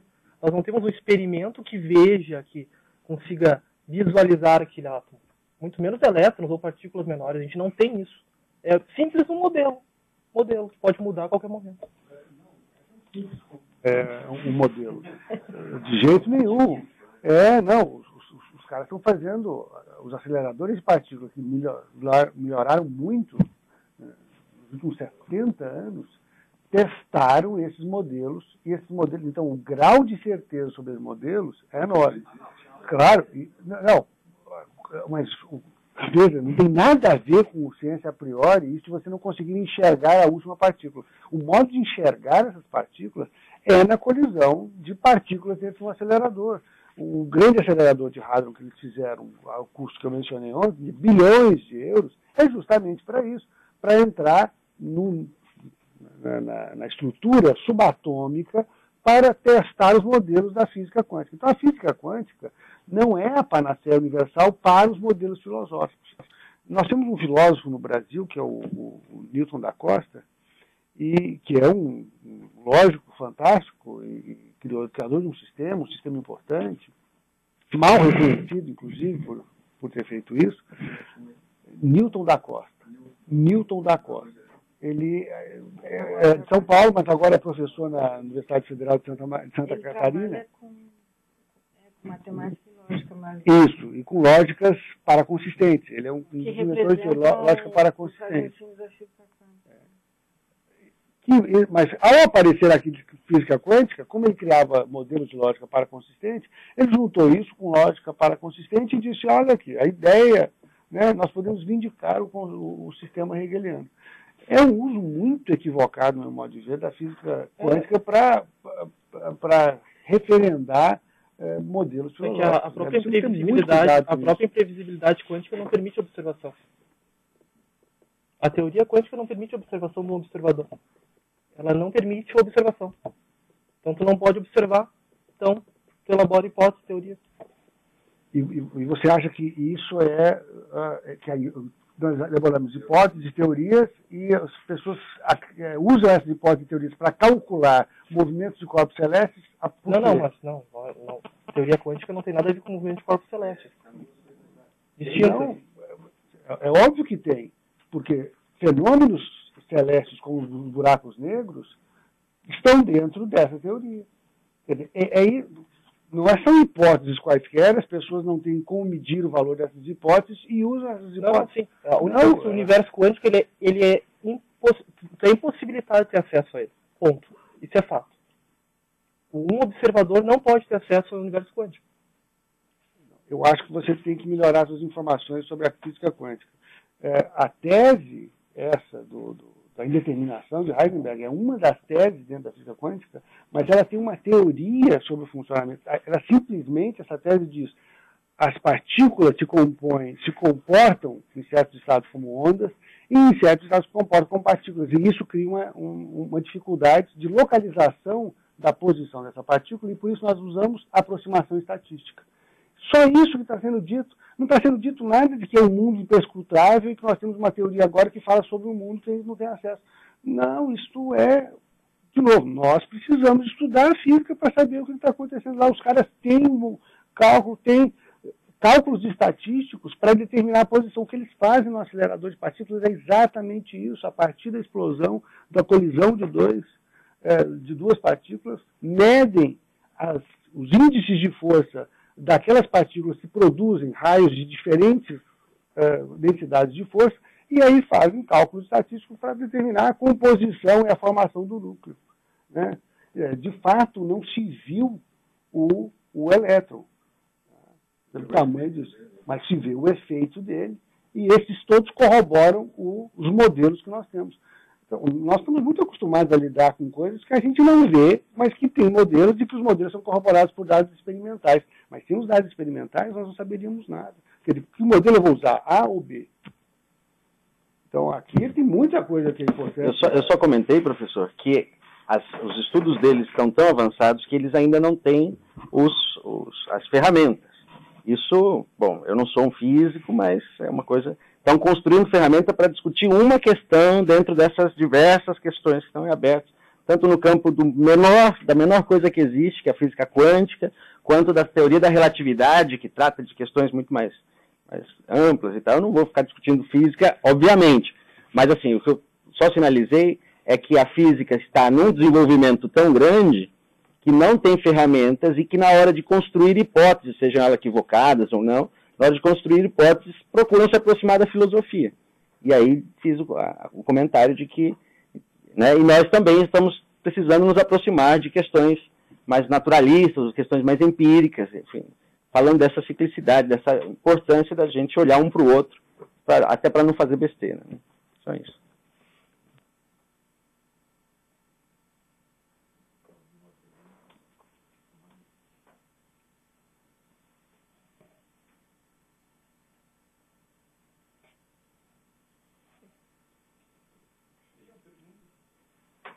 Básica. Pergunta bem básica mesmo. Parte uma das influências que a gente teve para criar esse evento é sobre a discussão do valor da filosofia para a sociedade científica. Hoje tem um movimento, digamos assim, de alguns cientistas, inclusive o famoso Stephen Hawking, dizendo que ele, no caso dele, ele disse que a filosofia está morta, não tem valor e que é algo que a gente deve esquecer. E isso gerou inúmeros debates no início desse ano. Essa declaração, não sei se foi no final do ano passado, no início desse ano, não sei se lembra disso. Isso gerou inúmeros debates. É uma das razões que a gente tem pensado nesse tema. Pois então, para esse tipo de cientista, o que a gente poderia dizer? A dificuldade que eles veem, eu acho que é válida, é sobre qual critério nós caracterizamos algo como filosófico. Científico, enfim, nós conseguimos entender o que é um problema físico. Pegamos a teoria, achamos um problema na teoria, está lá o problema. Em física. E em filosofia, eles não conseguem entender, pelo menos essas são as objeções mais comuns. Eu esqueci o nome de um biólogo, que eu vi um debate entre um biólogo e alguns filósofos esses tempos. Essa era a dificuldade que ele levantava. Pois bem, por que isso é chamado de filosofia, afinal de contas? Bom, Kuhn diria, porque é uma comunidade que faz a discussão. Enquanto houver uma comunidade que se autodenomina filosófica, existe filosofia. Então, e essa comunidade, uma das grandes fortes características filosóficas é que o que caracteriza a própria comunidade filosófica está sempre em discussão, né? Mas isso sempre foi assim, é parte da comunidade filosófica. Então, se tu quer definir o que é parte da definição do que é uma comunidade filosófica, ela está sempre tentando se autodefinir e não consegue, assim, em definitivo, né? Até certo ponto, me parece que todas as comunidades científicas têm esse problema, até certo ponto, até certo grau. O que é física, o que é matemática pura, o que é matemática aplicada, o que é física pura, o que é física aplicada, o que é biologia, o que é linguística, né? Então, assim, todas as comunidades têm dificuldade. A psicologia, então, é uma ciência das mais difíceis nesse sentido, que ela também sofre desse mal, ela não consegue se autodefinir, né, a psicologia. Se é empírica, se não é, papapá. Agora, a filosofia, ela sofre isso em grau maior, né? Então, a comunidade está sempre se autodefinindo, e quem lê o Kuhn vê lá no final do famoso livro de 67, né, que eu acho que ainda é válido hoje, o que ele diz dos filósofos. Ele diz que a filosofia nunca nunca conseguiu alcançar a idade do paradigma, né? Em que todos concordem sobre um paradigma só. E eu acho que isso é o mal constante da filosofia. Nós estamos sempre, de alguma forma, lutando por nos autodefinir e lutando contra aqueles que dizem o contrário sobre o que é a filosofia, né? Então, eu diria o seguinte, eu diria que ser filósofo é exercer uma atividade que, para começar, não precisa se definir. Para começar a acontecer, você não precisa saber exatamente o que ela é. Quando você a exerceu muito tempo, você consegue mais ou menos dizer algumas coisas com sentido sobre o que ela é, não é? Ou, como disse o Adriano, até disse ontem, isso o filósofo consegue dizer o que não é. Né?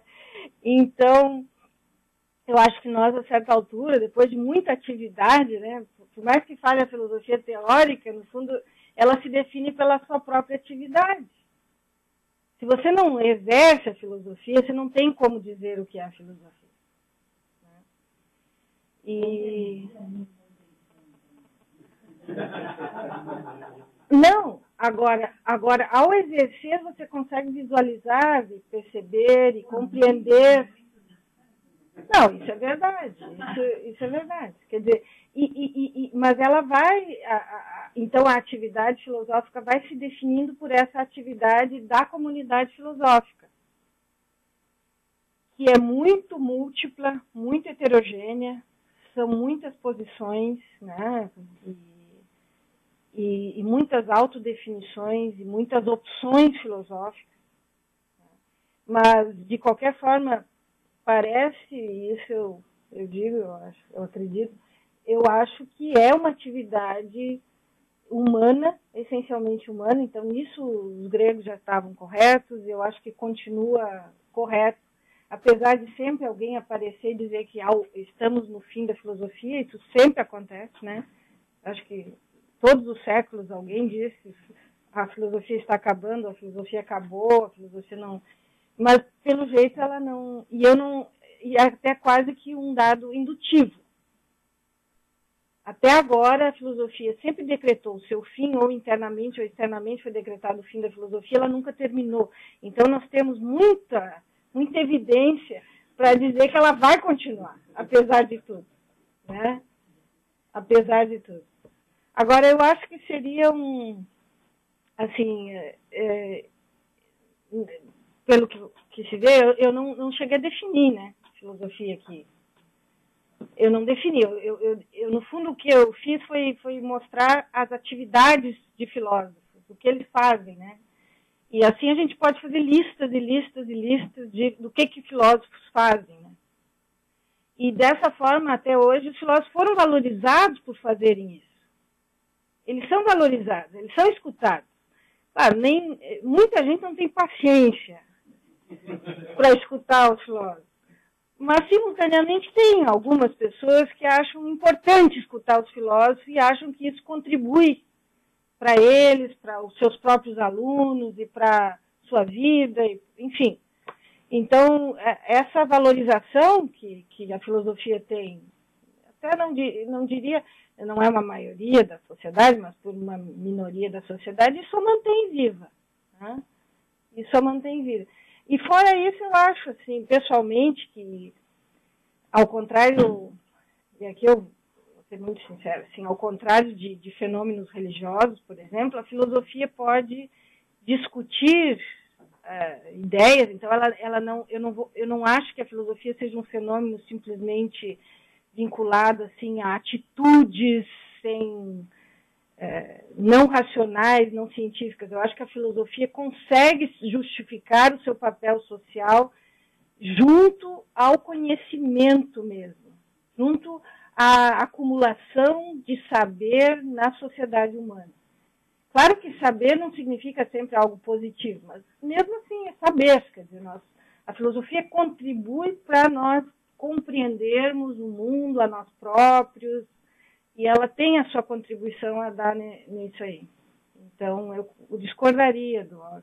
E a resposta imediata seria, ainda existem filósofos. Eu espero que essa resposta não é satisfatória, sei, só porque existe uma categoria, mas é uma resposta que vai numa direção, acho, razoável.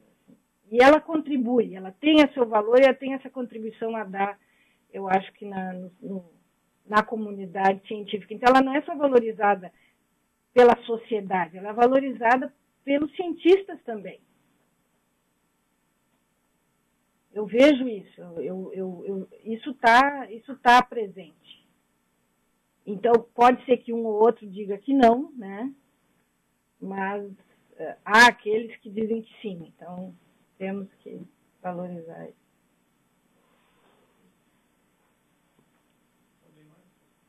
Eu queria uma colocação também. Posso estar errada, professora, quero saber a sua opinião a respeito também, mas eu acho que, de repente, seria um problema de uma falta, talvez, de interesse ou de ousadia do filósofo de se adentrar nos temas científicos. Por exemplo, eu também estudo Popper, e o Popper era físico também, né? E então, na década ali de 50 até agora, esses problemas da teoria quântica, ele propõe uma teoria completamente diferente da teoria oficial, né? Então, porque a interpretação que surgiu, a teoria quântica em Copenhague na década de 30, disse assim, por exemplo, assim, o que é a dualidade onda-partícula, né? Então, o negócio é uma partícula ali, você observa o elétron, né? Mas à medida que você coloca luz para observar a trajetória daquele elétron, ele muda. Mas isso significa o quê? Significa que o mundo é probabilístico mesmo? Ou que se eu não estivesse observando, ele se teria uma trajetória definida? Sou eu que estou causando isso ou o universo que é assim? Então, o Popper ele dá uma interpretação completamente diferente e que, inclusive, é respeitada e estudada pela galera da física. Um amigo meu que faz física, ele comentou, passou os textos do Popper para mim. E eu achei, assim, claro, não foi discutível, etc. e tal, mas foi uma ousadia do Popper de adentrar e discutir com o próprio Bohr. Ele comenta que numa palestra ficaram só os dois discutindo. Todo mundo saiu do auditório e ficaram os dois discutindo, né, de diferentes interpretações da teoria. Mas, de repente, eu acho que existe muita divergência nos pressupostos da ciência que não são analisadas pelos próprios cientistas, de repente, porque eles acham que não é necessário, etc. e tal, mas que não são analisados por filósofos por falta de ousadia ou por falta de interesse, de repente, porque eu acredito que essa análise é necessária. Né? E ela muitas vezes não é feita, talvez por esses motivos, não sei. Até é interessante o Popper, porque o Popper, nos anos 20, ele decretou para a filosofia um campo muito limitado, né? Vocês sabem que nos anos 20 os filósofos foram cegados, assim, como que pelos avanços científicos. Eles se sentiram minúsculos frente aos avanços científicos. E, simultaneamente, alguns filósofos que entendiam um pouco de ciência, alguns se separaram da ciência completamente, e alguns disseram, bom, então nós vamos nos confinar à metodologia. E foi o que Popper fez no início, né? Ele disse, eu vou fazer metodologia, porque é isso que ainda o filósofo consegue fazer. Então, claro, depois, ao longo da carreira, que foi longa, né, a carreira de Popper, ele foi elaborando teorias, e escrevendo e discutindo coisas que inicialmente ele disse que a filosofia não cabia à filosofia. Mas, de qualquer forma, mesmo aqueles que acharam inicialmente, no século XX, que a filosofia devia ser só metodologia científica, esses acharam que, mesmo assim, a filosofia tinha um valor, ou seja, ela tinha esse valor de fazer algo, de esclarecer os métodos da ciência que nenhum cientista tinha tempo para fazer. Então, um filósofo ia discutir se o método era indutivo, dedutivo, hipotético dedutivo, etc. Isso não cabia ao cientista. O cientista podia até conjecturar, mas o cientista não ia ficar desenvolvendo teoria sobre isso. Então, no sentido, claro que então, a filosofia parece que tem um campo próprio, ou como metodologia, que agora está superada a visão, ou como um tipo de análise conceitual, de teor também empírico, assim, ou não. Então, me parece que a filosofia mantém a sua importância, e ela mantém nesse sentido de que ela consegue acompanhar, muitas vezes, eu não digo sempre, algumas discussões científicas e auxiliar nisso. Isso é interessante, porque essa proposta foi feita pelo empirismo lógico, né, nos anos 30. O Popper estava ali do lado do empirismo, mas nunca foi convidado para participar do grupo, né? Nunca foi convidado para participar, então fez a sua carreira independente dos positivistas e como antipositivista, mas ele nasce como muitas das suas afirmações iniciais são parte do positivismo lógico. Mas, enfim, eu acho que tu tem razão. Eu acho que e é isso que seria um tipo de filosofia naturalizada, no fundo. Uma filosofia que compreende as ciências, que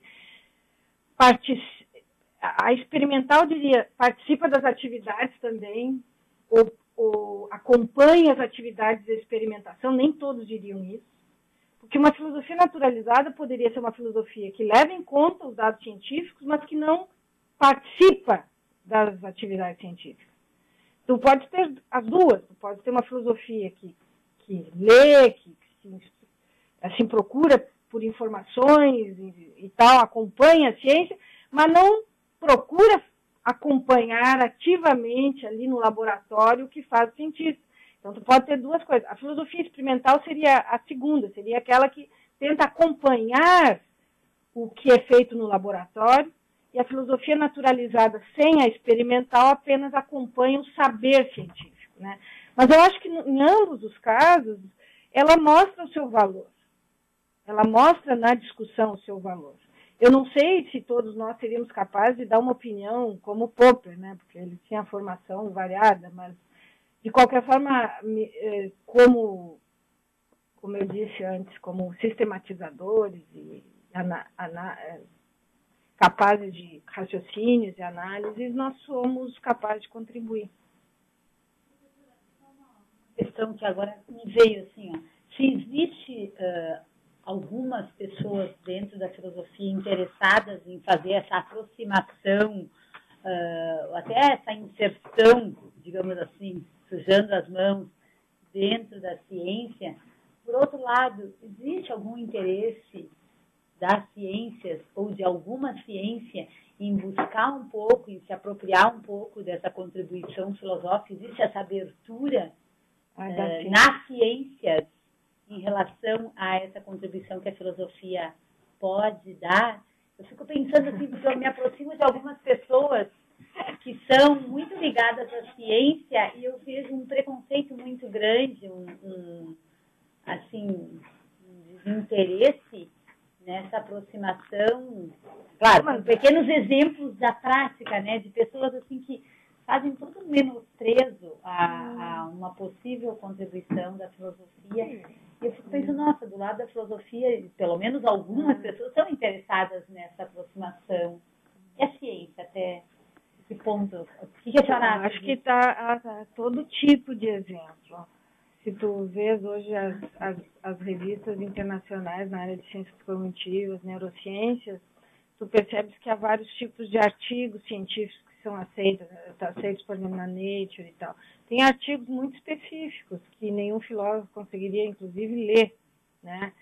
Mas existem artigos que são, por exemplo, de revisão da literatura, ou artigos mais teóricos que tentam sistematizar os dados coletados nas neurociências, dos quais participam filósofos ou pessoas que tiveram uma formação também filosófica e que ajudam nesses artigos. Então, e o que eu percebo é que não é geral, mas há muitos cientistas que sentem necessidade de conversar com filósofos sobre o que estão fazendo. Nós temos agora o exemplo da psiquiatria, que nos procurou para conversar, e na psicologia isso acontece bastante. Nós lecionamos na psicologia, os psicólogos têm muito interesse nas teorias filosóficas. Bom, um dos fundadores da psicologia, William James, que mais conhecido como filósofo do que como psicólogo, não é? Bom, nem se fala pedagogia, que o grande fundador da pedagogia mundial, um deles é John Dewey, que também é considerado um grande filósofo, não é? E assim por diante, quer dizer, você anda nas ciências, a física é difícil, mas mesmo na física você tem ainda uma grande participação de filósofos. Hoje renasceu a cosmologia, né? Então há muitos filósofos pensando a questão do cosmos novamente e participando das discussões com os físicos, né? A física quântica que foi mencionada, na filosofia da mente existem agora teorias que são chamadas teorias da mente quântica, né? Então, é claro que aí o filósofo, o teórico quântico pode não se interessar pelo que o filósofo da mente quântica vai dizer, mas há uma possibilidade de diálogo. Há uma possibilidade de diálogo e muitas vezes uma necessidade de diálogo. A ciência empírica, ela tem a sua atividade muito específica em laboratório e tem cientistas que não estão interessados em fazer nada além daquelas misturas ou combinações que ele faz todos os dias para testar certas, enfim, combinações químicas ou moleculares, etc. Mas, simultaneamente, tu tem aquelas pessoas que circulam um pouco exterior à atividade dos laboratórios e que querem discutir com profissionais de cunho mais teórico, de pensamento mais abstrato e que podem, então, relativizar os pontos de vista da ciência normal, que a gente chama, da ciência feita em laboratório. Eu acho que isso não vai parar de existir, que é o que Kuhn chamou de ciência extraordinária, né? Então, para você fazer uma ciência que não é a ciência normal, você precisa de reflexões que a gente chamaria de filosóficas, né? Até que ponto nós somos animais, por exemplo, até que ponto, né? Então, a ciência, a primatologia hoje está muito fortemente vinculada à filosofia mundialmente, a linguística também está muito fortemente vinculada à filosofia no mundo. As discussões semânticas, é difícil dividir a discussão semântica entre o que é filosofia e o que é linguística, muitas vezes, na discussão semântica, ou o que é agora neurociência, né? Então, a tendência é multidisciplinar, a tendência é o filósofo ficar ali, né, trabalhando multidisciplinarmente. Eu acho que essa é a tendência, e esse é o futuro.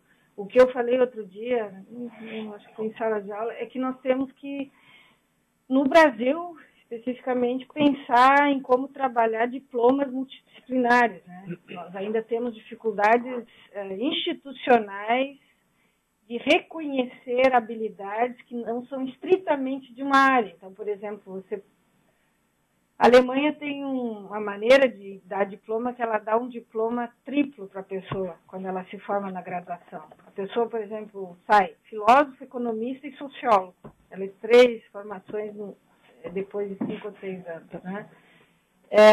E agora vocês têm diplomas, por exemplo, eles têm diploma em ciências cognitivas, em neurociências, em neurolinguística, e assim por diante. Quer dizer, uma multiplicidade de diplomas que está brotando mundialmente, que é impressionante, né?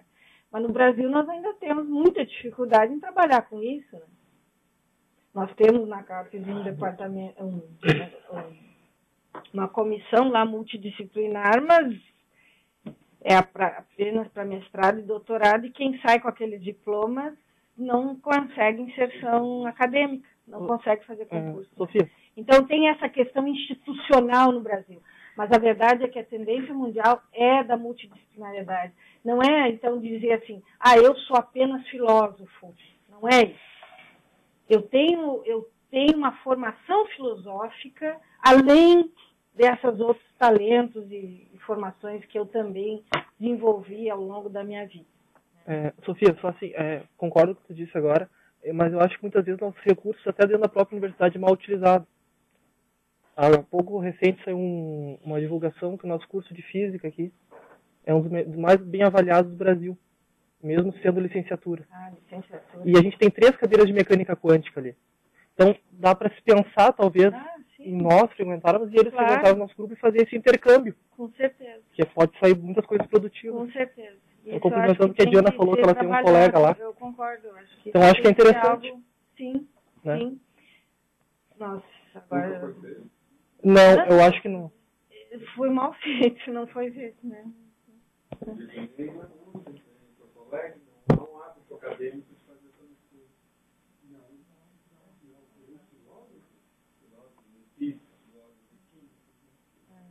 Há tentativas.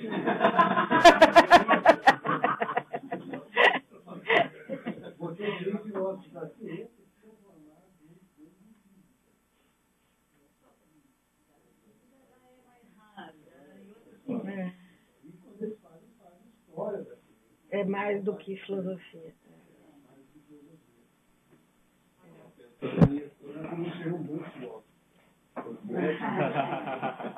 Raramente abre cursos na física de mecânica quântica com o pessoal da URGS.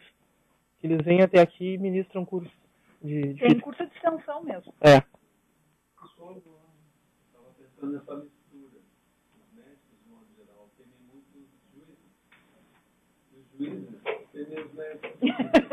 Então, os médicos e os juízes, nos últimos 10 anos, têm feito muitos encontros. Médicos, juízes e médicos promotores e advogados. Agora, o Conselho Federal de Medicina colocou no ar, aí no Jornal Nacional, vamos dizer assim, uma proposição de descriminalização do aborto pela mulher, né, até o 3º trimestre, que é produto dessa discussão, entendeu? É uma coisa... Então, eu acho que essa ideia equilibrada Já não precisamos começar tão assim, né, na mecânica quântica, porque... Mas podemos... Mas agora temos esse curso, fazendo propaganda, né? Não sei se todos receberam. Nós vamos ter esse curso com o engenheiro, o professor Günther Gerhard, sobre sinais biomédicos, né? E ele é um engenheiro que vai nos ensinar um pouco sobre como ler os sinais cerebrais e como interpretá-los, ou um pouquinho de matemática, mas ele vai tentar ser acessível nisso para nós filósofos, né? Eu disse que ele tinha que nos forçar um pouco nessa parte da matemática. Ele disse assim, não, nem todo mundo gosta desses cálculos. Ele disse, não importa. Eu forçava, eu tenho que forçar, vamos calcular. Mas, enfim, ele vai nos ajudar a interpretar os sinais cerebrais.